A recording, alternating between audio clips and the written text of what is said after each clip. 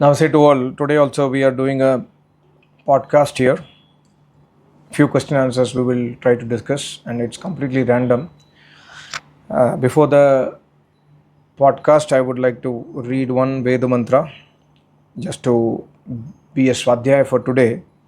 Om Hiranya Garbha Samavartatagre Bhutasya Jatah Patirek Asit Sadadara Prithivim Dhyamutebam Kasmai Devaya Havisha Videma. Yajurveda 13th chapter 4th mantra. Maharishi writes, हे मनुष्याः यूयम् अस्या व्यक्तायाः सृष्टेः प्राक् परमेश्वर एव जागरूक आसीत् जीवा मूर्छिता इवासन् कारणं च आकाशवत् सुस्थिरं च आसीत् येन सर्वा सृष्टि रचिता धृता प्रलय समये भिद्यते तमेव उपास्यं मन्यध्वम्. Means, हे मनुष्याः, हे human beings, the mantra says, Yuyam asya vyaktayah srishteh. The srishti, what you are seeing in front of your eyes, before the creation of this before the creation of this universe, Parameshwar was present in the Pralaya Avastha. And how he was present? Samavarta Tagre, Jagruk Avastha. He was alive. He was the alive power present before the creation of the universe. Jiva Murchita Ivasan. Jivatmas. Jiva is in Jiva means Anant Jivatma. It was in Murchita. Murchita means like Shushupti, coma stage. The Paramatma was in alive stage. Jivatmas were in coma stage, Shushupti stage. And Karanam cha Akashavat Sustiram chasit. Karanam here means the Prakriti, which is the Karanam of this universe. The Upadan Karana of this universe, Prakriti was present in Sustiram cha. Means it was unmovable. It is a Jad Padarth, non-alive Padarth. So here the mantra says, Yena Sarva Srishti Rachita, one who creates this entire universe from the Karanam, from the Prakriti, Dhrita, and one who is holding this universe, and one who is Pralaya Same Bhidyate, one who will destroy this universe. We must all worship this Paramatma. Leaving this Paramatma, we must not worship anybody else. That is the Tatparya of this Veda mantra 13/4. And we all chant this mantra on a daily basis when we do Stuti Prarthana mantra also. So with that, I open for questions. Yeah, you can go ahead. Pranam to my Acharya and Namaste to all the viewers. Today my first question is regarding creation of the universe. Why did, after creating the universe, God has created first? I mean food first. The question is, why did God created first? Okay. Yeah, so God created the universe, as you know, and before creating the human beings, God created other animals. The animals which are very, very necessary for sustaining our life in this universe was created by Paramatma, like cow or horse or all the domestic animals, and the virus and bacteria which are essential for us, our living. And Paramatma also created food so that the human beings were created by Paramatma in Garbha.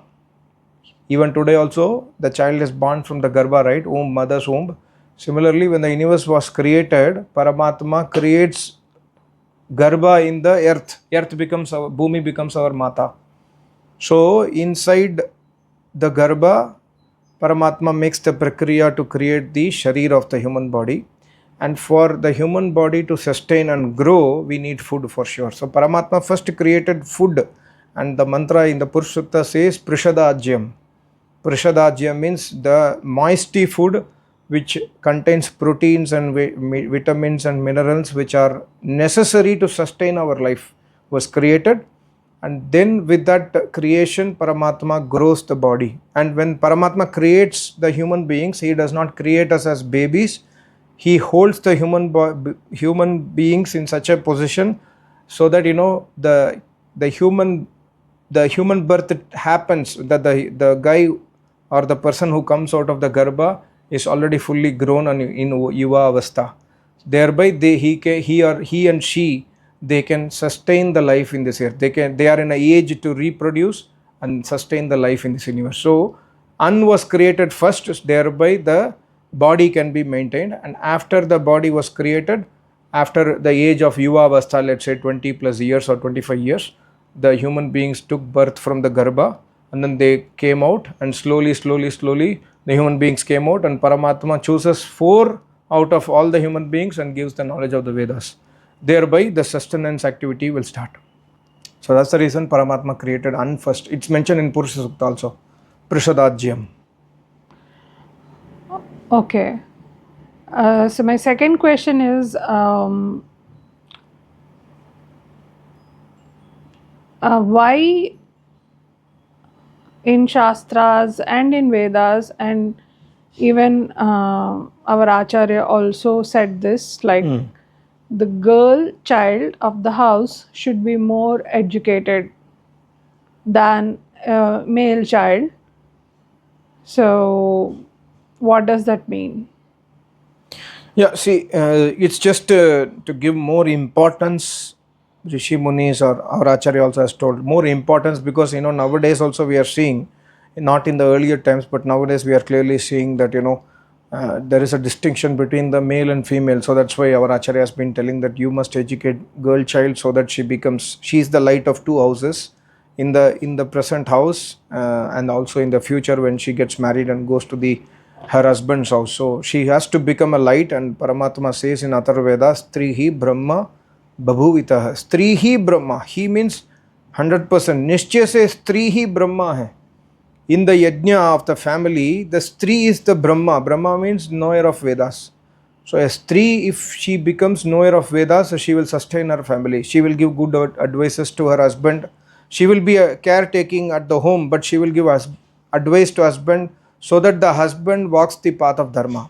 So definitely the female child from the small age of 3 years, 5 years, we must educate her, send to Gurukul if possible, or else at least give good education, both Vedic education at home as well as the scientific education or the other Bhautikvad we must give, and they grow in such a way so that they become light of the family, this family as well as in the new family. And Shastra says very clearly, even Vedas, Atharvaveda very clearly says, both male and female must study Vedas, must go to Gurukul, and after crossing the stage of Brahmacharya, they must get married. So that's why very, very important for female child to get educated. It's not about more or less, but the importance is given to female child because she goes from one house to other house, whereas the boy remains in his house. So that's my opinion. If you have anything more information also you can share. Yes, that's what even I heard the explanation from our Acharya. Yes, definitely the girl, the woman she is the one who brings up the next generation, and needs to be more knowledgeable because she can then not be swayed easily. So my next question is, what is the importance of Diksha? Okay, so it's a very, very important question, and I have also couple of times mentioned about this topic in my channel earlier. So Diksha, in the Vedic system, Diksha means to go to an Acharya who is a Samadhist yogi, a Samadhist Purush. What do you mean by Samadhist? So Samadhist Purush means that person, both either male or female, an Acharya who has attained, realized Paramatma, who has overcome his all kleshas, pancha kleshas, avidya. He has destroyed his avidya, he has crossed over birth and death, and he has attained the final stage. And after the present body where he or she is living in, after leaving that body, they will never come to birth, they will be in mukti. So those jivatmas which are in the present body but has no next birth, they are samadhist people. So Diksha process, in the Diksha, normally the disciple go search for such an Acharya who are called as yogis or rishis, go to them to take to get initiation towards the path of realization of Paramatma, towards Brahma Vidya. That's called as Diksha. And Diksha How will a person know that not everyone are aware of this, and also there are so many self-proclaimed or people who are in different path. So how a person will know this See, information? it's not like, I say, okay, come to this guru, we go to that guru. Normally, we do this style, right? Like I'm following one acharya, and I say to you or the next door person, I say, okay, come to my acharya. He is the Brahma Rishi. But in the Vedic system, Paramatma also says in the Vedas, and also our Rishi Munis, they first, anyway, they go to acharya, but they will try to examine, okay, is he a samadhist yogi? Is he a yogi? Is he walking the scriptures? Is he able to explain all the scriptures clearly? Like that, it's a long process to come to a final Yes. stage of, that Yeah. this is the guru I am interested in, and this is the guru I trust he is a samadhist yogi. To come to that stage, it takes a lot of time. And after going to that, first I will answer your Diksha. So after selecting that Acharya, the person really goes to the Acharya and says that I am surrendering myself to you, and I would like to get initiated towards the Brahma Vidya. I have been listening knowledge from you, but I want your initiation. I want you to accept me as your disciple. And then it's Acharya's wish, of course. Acharya also will examine the student whether you are a real Jigyasu or you are just coming to have food in the ashram and go away and just time pass. Acharya also will do that for sure. So then when Acharya gets convinced, he will accept you as your disciple, and he will initiate with the Veda mantras. He will teach you Gayatri mantra or Guru mantra from the Vedas, and he will initiate that the disciple, both male and female, boy child or girl child, and then he will start instructing the Vedic knowledge. This is called as Diksha. And Diksha, Manusmriti also says, the moment we get Diksha, it's our second birth. The first birth we take from our parents is Gandha, is a dirty birth. And this next birth is given by Acharya. That birth will make you pious. So that birth is called as after Diksha you are reborn again. And when you are reborn, who is your new parent? Your new parent is your Acharya and Vedmata and Vedas. The Brahma Vidya knowledge which the Acharya will tell you. So this is a long process. So we have to, if we are really interested to find the ultimate truth, we must take effort to search such acharyas. Even today also, even in the past also, that was the same procedure. Yeah. Yes. Also, like our Acharya has said that as you look for a job for living, Yeah. the same way if you are interested in knowing the eternal truth and looking for somebody to guide you through to the path of spiritual thing, so then you should look for Yeah, just an like we acharya, search for just a like job. And also like when your acharya becomes your godfather, pitamah we say, it doesn't mean that you would cut off ties with your parents. No, then you No. get more uh, inspired to serve your parents, because That's what Vedas acharya says, yeah. gives gyan to you, and then that's how it is.